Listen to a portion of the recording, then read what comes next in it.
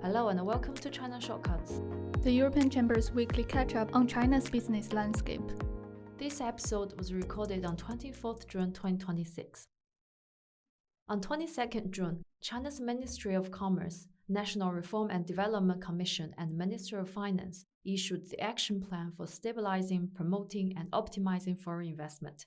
The document details 15 measures across 5 areas, which include expanding market access, optimizing investment-related procedures, enhancing investment promotion efforts, and improving China's foreign investment service and guarantee system. According to Vice Minister of Commerce Lin Ji, the action plan is in line with the text of China's 15th Five-Year Plan, which outlines the need for the country to increase its effort to attract foreign direct investment or FDI, and encourage foreign invested firms to reinvest their China-earned profits back into the country, as well as further promote market opening, particularly in the services sector.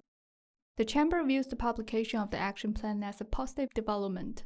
Fully implementing the points contained in the document would go some way towards restoring China's attractiveness as an investment destination. China recorded a 4% year-on-year increase in its fiscal revenue during the first 5 months of 2026. According to data released by the Ministry of Finance on 22nd June. Total tax revenue increased by 4.4% compared to 2025's level, with increase in earning of domestic value-added tax or VAT, import VAT, and customs duties all contributing to this, while non-tax revenue grew by 2.2%.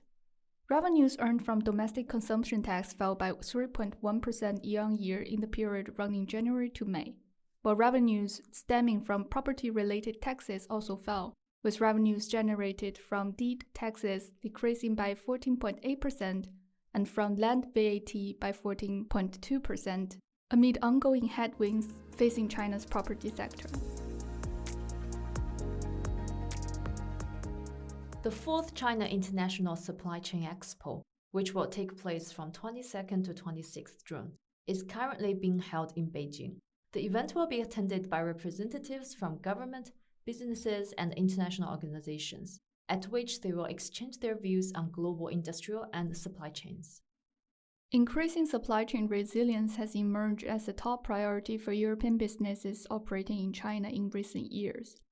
Following recent events such as the COVID-19 pandemic and escalating geopolitical tensions, exposing the fragility of global sourcing, production, and distribution networks.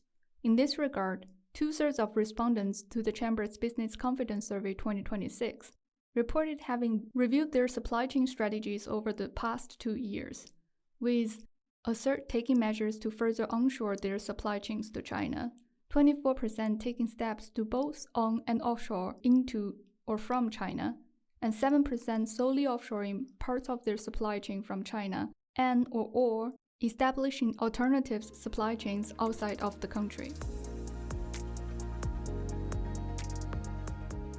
Austrian Federal Minister for European and International Affairs, Beate Meinl-Reisinger, is currently in Beijing, where she is leading the delegation of representatives from Austrian businesses to meet with Chinese stakeholders between 22nd and 26th June.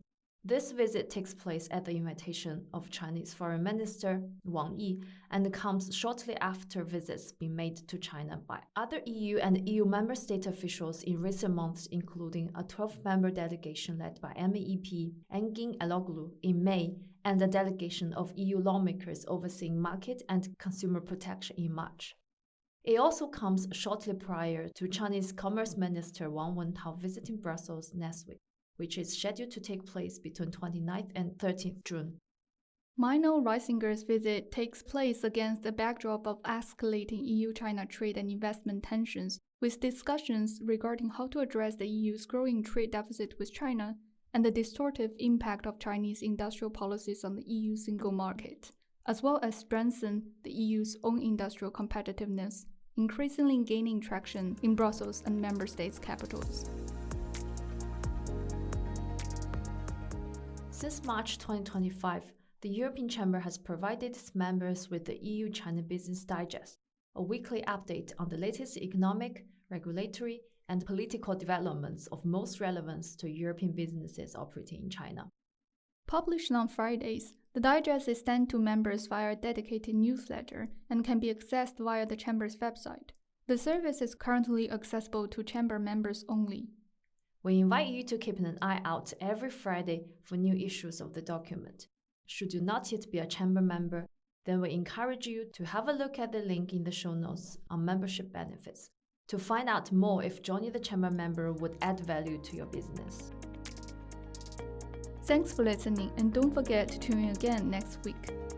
In the meantime, please find useful links in the episode notes.